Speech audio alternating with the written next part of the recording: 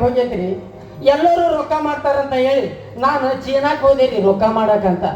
ಅವನವನು ಅಲ್ಲಿ ಬರೀ ಹಾವು ಚೋಳು ಇವನ್ನ ತಿಂತಾರ. ಅದನ್ನ ನೋಡಿ ಅಲ್ಲಿಂದ ಹಂಗ ಪಟ್ಟನ ಓಡಿ ಬಿಟ್ಟೆ. ಬಂದು ಇಲ್ಲಿ ನಮ್ಮ ಒಡೆಯರ್ ಮನ್ಯಾಗ ಕೆಲಸ ಮಾಡಕ ಡ್ರೈವರ್ ಆಗೇನ್ರಿ. ಡ್ರೈವರ್ ಅದ ಏನೋ ಹೇಳ್ತಾರಲ್ರಿ, ಕುನ್ನಿ ನೋಡಿ ನಾಯಿ ಸಾಕ್ಬೇಕಂತ. ಅದೇ ದೊಡ್ಡವ್ರಿಗೆ ಮಾತು ಕರೆ ಐತಿ. ಹಂಗ ಮಾಡಿ ಇತ್ತಾಗ ನಾನು ಬುಲ್ಬುಲ್ ಬರಾಕತ್ತಾಳ. ಬರ್ಲಿ ಬರ್ಲಿ ಕೆಂಪ ಸೀರಿ ಜಂಪರ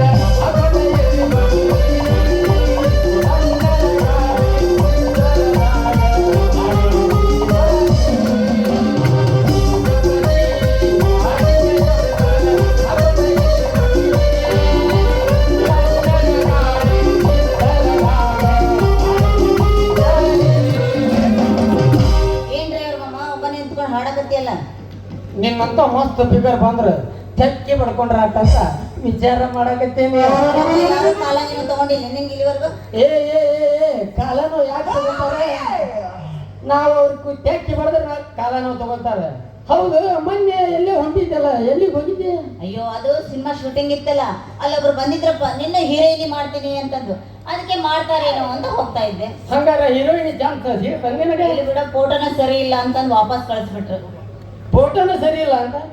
ಅಲ್ಲ, ನೀನು ಫೋಟೋ ಚಂದ ಅಂದು ಹೋಯ್ತಿಲ್ಲ ನಂಗೆ ಕಾಣ್ತೈತಿ.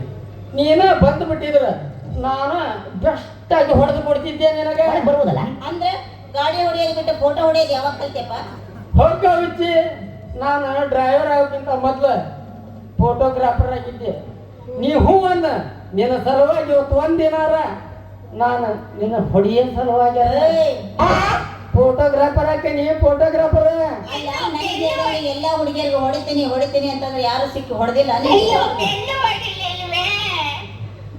ನಾವು ಯಾರ ಕೈಯಾಗ ಹೊಡ್ತಾ ತಿನ್ನ ಕೆಲಸ ಮಾಡೋಂಗಿಲ್ಲ. ಹೌದು, ನಿಮ್ಮಪ್ಪ ಊರಿಗೆ ಹೋಗ್ಯಾನ ಅನ್ನಕತ್ತಿದ್ದೇನೆ. ಹೌದು, ನಮ್ಮಪ್ಪ ಊರಿಗೆ ಹೋಗ್ಯಾನ. ಯಾಕೇನಂತ?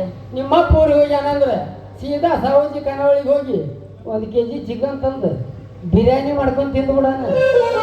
ಯಾಕ ನಮ್ಮಪ್ಪ ಹೋದ್ರೆ ಬಿರಿಯಾನಿ ಮಾಡ್ಕೊಂಡು ತಿನ್ಬೇಕನ್ನೋದೈತೆನ? ಅಲ್ಲಿ ಅದರ ನಮ್ಮ ಸೌಕರ್ ಹೊಡ್ಯಾರ, ಅವ್ರ ಮನೆಗೆ ಹೋಗ ಆ ಸರೋಜ ಹೇಳಕತ್ತಿಲ್ಲ, 1 5 kg ತಗೊಂಬ ಅಂತಂದು. ಚಲೋ ಹೊತ್ತಿಗೆ ಜಾಸ್ತಿ ಮಾಡಿ ನೋಡು. ಆ ನಮ್ಮ ಒಡೆಯರು ಸುಳ್ಳಿ ಸರೋಜ ಹೇಳ 5 kg ಮಟನ್ ತಗೊಂಬ ಅಂತ. ಪಟ್ಟನ ಹೋಗಿ ತಗೊಂಡೋಗಿ ಬರ್ತಾನೆ. ನೀವು ಜಾಸ್ತಿ ತರಬೇಡ, 4 kg ತಗೊಂಡ್ ಬಾ. 3 kg ತರಲಿನ 3 kg. ಯಾಕಂದ್ರೆ ಮನೆಗೆ ಇರೋದು ನನ್ನ ಒಬ್ಬಕ್ಕೆ. ನಮ್ಮಪ್ಪ ನಿಮ್ಮಪ್ಪ ಊರಿಗೆ ಹೋಗ್ಯಾನಂದ್ರೆ ಚಿಕನ್ ಕ್ಯಾನ್ಸಲ್, ಬಿರಿಯಾನಿನ ಕ್ಯಾನ್ಸಲ್. ಮತ್ತೆ ನಾ ಈಗ ಗಪ್ಪನ ಹೊಂಟು ಬಿಡ್ತೇನೆ. ನಮ್ಮ ಒಡೆಯರ ಮನೆಗೆ ಒಂದು ಸಾಂಗ್ ಹೋಗದ ಬಿಡ, ಒಳಗೆ ಬರುವುದಲ್ಲ.